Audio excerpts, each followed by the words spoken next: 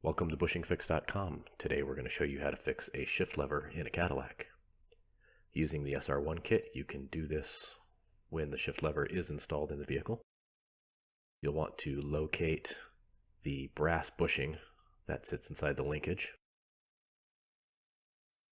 And you'll take the rubber bushing included in the kit, find the split, and put it around the brass bushing.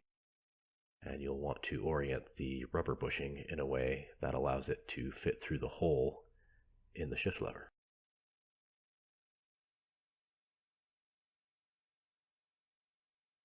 After it's all the way in place, you can push it through the hole and use a pick or a pocket screwdriver to shift everything else in the opposite direction like that.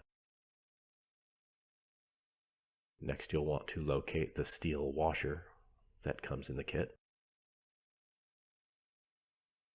And the washer has a step on it, and you'll want to put it in place so the step is facing upward.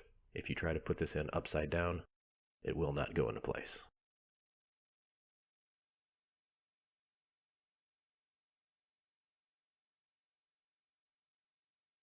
Make sure the steel washer is seated all the way, because if it's not, this next step will be impossible.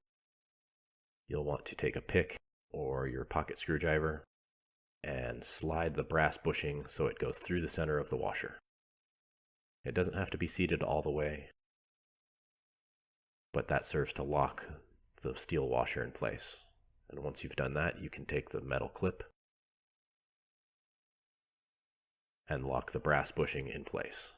That holds everything together, and everything should pivot freely.